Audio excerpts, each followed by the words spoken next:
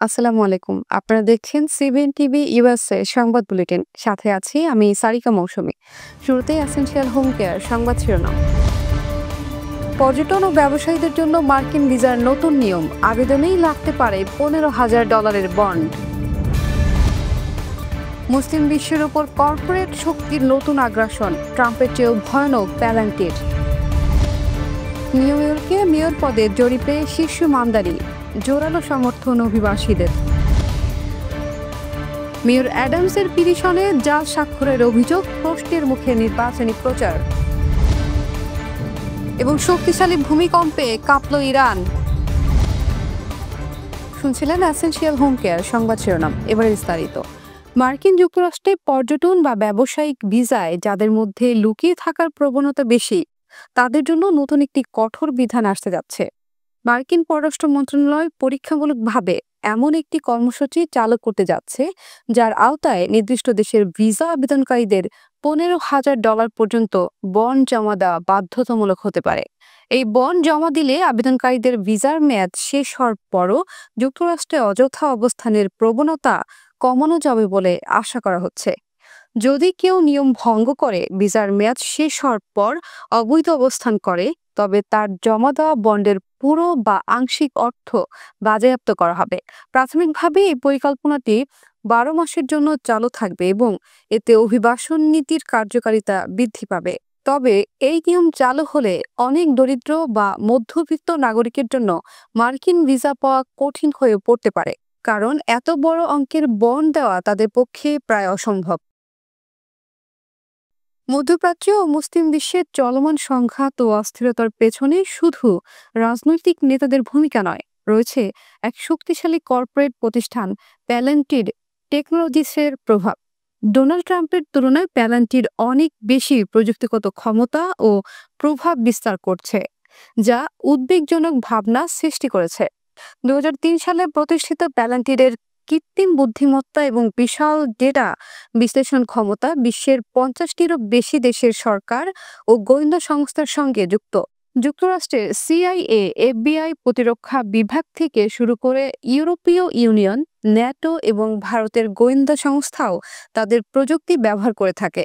গাজা সংঘাতে এই কোম্পানিটির সফটওয়্যারের ব্যবহার করে ইসরায়েলি হামলা পরিচালিত হয় বলে বিভিন্ন বিশ্লেষকের দাবি। এছাড়া ইউক্রেন রাশিয়া যুদ্ধের ড্রোন হামলা এবং ইরানের গোপন অপারেশনে প্যালান্টিরের প্রযুক্তি গুরুত্বপূর্ণ ভূমিকা রেখেছে। প্যালান্টিরের সহপ্রতিষ্ঠাতা পিটার থিয়েল প্রকাশ্যে মুসলিম বিরোধী বক্তব্য দিয়েছেন এবং মার্কিন গণতন্ত্র বিশ্বজুড়ে চাপিয়ে দেওয়ার পরিকল্পনার কথা বলেছেন। ট্রাম্প প্রশাসনের সময় অভিবাসীদের উপর নজরদারির কাজও এই কোম্পানির হাতে দেওয়া হয়েছিল। বিশেষজ্ঞরা আশঙ্কা প্রকাশ করছেন, ভবিষ্যতে রাষ্ট্রের ক্ষমতা এবং গুরুত্বপূর্ণ সিদ্ধান্ত গ্রহণ কৃত্রিম বুদ্ধিমত্তা ও কর্পোরেট অ্যালগোরিদমের হাতেই চলে আসতে পারে। তাই প্যালেন্টির এখন আর শুধু একটি প্রযুক্তি কোম্পানি নয়, আধুনিক বিশ্বের এক ছায়া সরকার হিসেবে বিবেচিত হচ্ছে, যা বিশ্ব রাজনীতির অদৃশ্য নিয়ন্ত্রক হয়ে উঠেছে।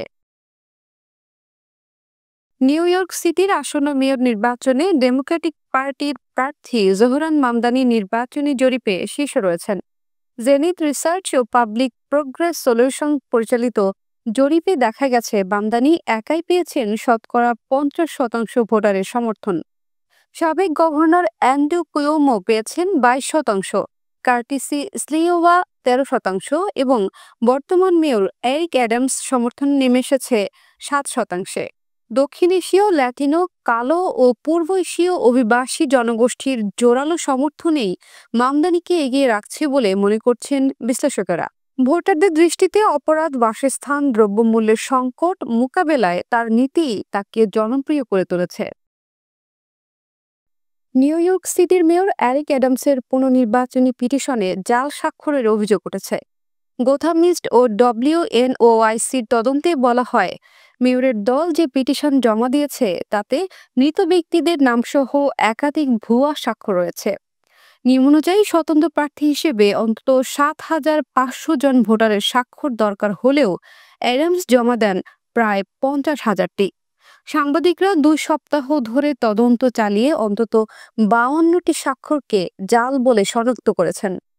অ্যাডামস অবশ্যই এসব অভিযোগকে রাজনৈতিক ষড়যন্ত্র বলে উড়িয়ে দিয়েছেন। তার প্রচার দলে নিয়োজিত আইনজীবী জানান, স্বাক্ষর যাচাইয়ের জন্য ইতোমধ্যে একজন স্বাধীন পর্যালোচক নিয়োগ দেওয়া হয়েছে। যদিও এখনো প্রার্থিতার বৈধতা নিয়ে কোনো আইনগত চ্যালেঞ্জ আসেনি। তবে রাজনৈতিক বিশ্লেষকদের মতে জাল স্বাক্ষরের অভিযোগ অ্যাডামসের নির্বাচনী প্রচারে নেতিবাচক প্রভাব ফেলতে পারে। ইরানে শক্তিশালী ভূমিকম্প অনুভূত হয়েছে। দেশটির দক্ষিণাঞ্চলে এই কম্পন অনুভূত হয়। মাত্রা ছিল 5.73। তবে তাৎক্ষণিকভাবে এই ঘটনায় হতাহত বা ক্ষয়ক্ষতির খবর পাওয়া যায়নি। জার্মান ভূবিজ্ঞানী গবেষণা কেন্দ্র জানিয়েছে, মঙ্গলবার ইরানের দক্ষিণাঞ্চলের এই কম্পনের মাত্রা ছিল রিক্টার স্কেলে 5.73।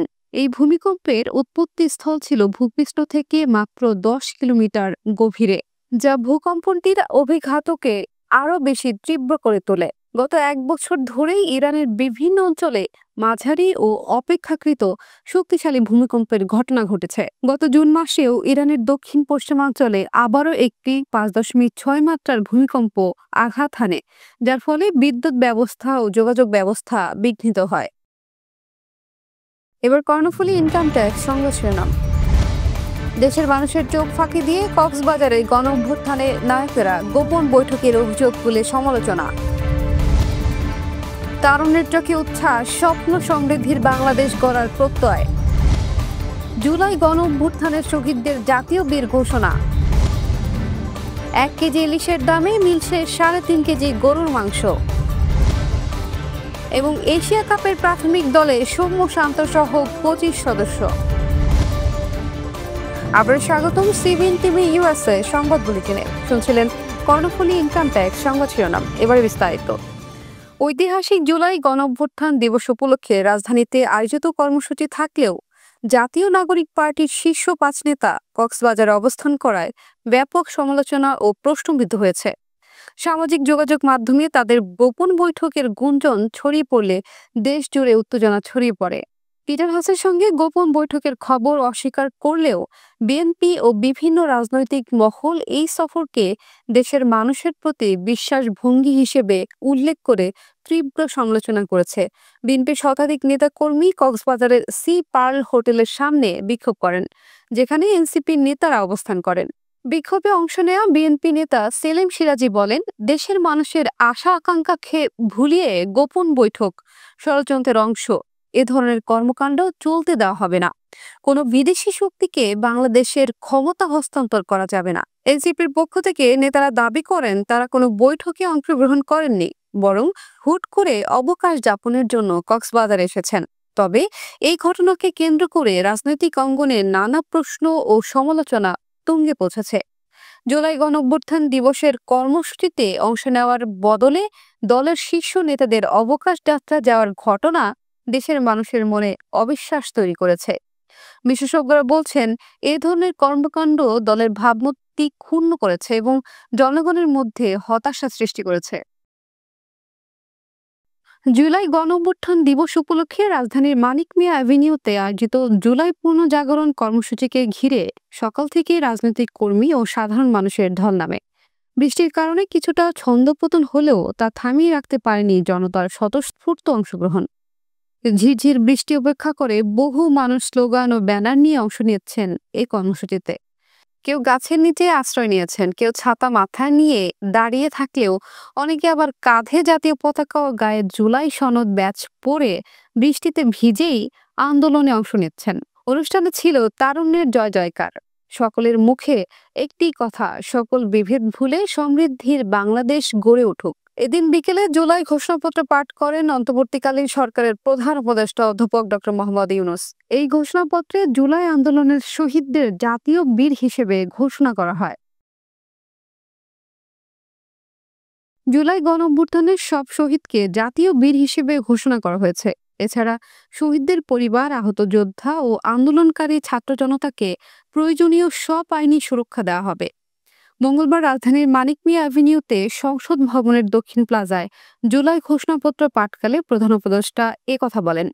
ঘোষণাপত্রের 24 নম্বর অংশে তিনি বলেন, বাংলাদেশের জনগণ জুলাই গণঅভ্যুত্থানের সকল শহীদদের জাতীয় বীর হিসেবে ঘোষণা করে।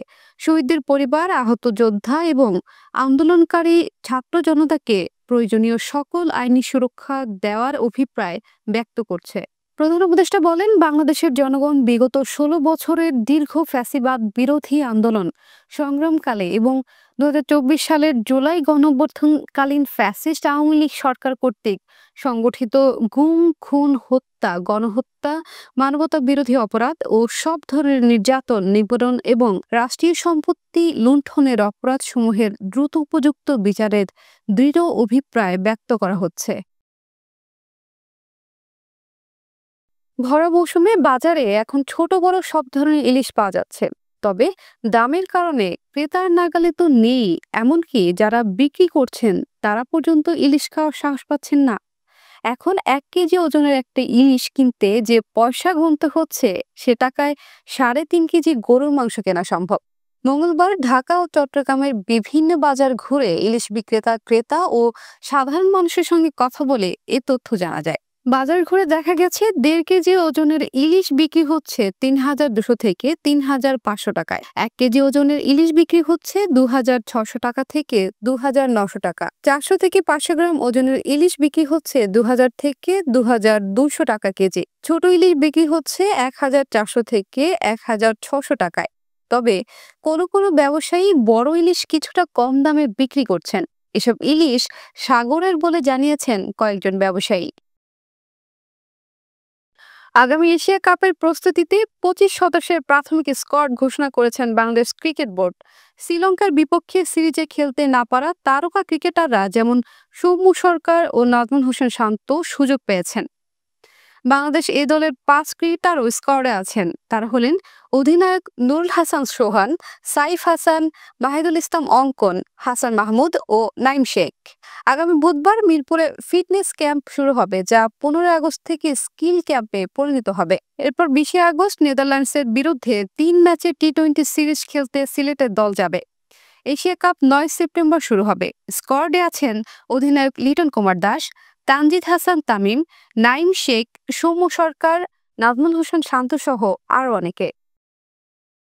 দর্শক, এই ছিল সিবিএন টিভি ইউএসএ সংবাদ বুলেটিনে। শেষ করছি, পরবর্তী বুলেটিন দেখার আমন্ত্রণ জানিয়ে। এতক্ষণ সাথে থাকার জন্য ধন্যবাদ সবাইকে।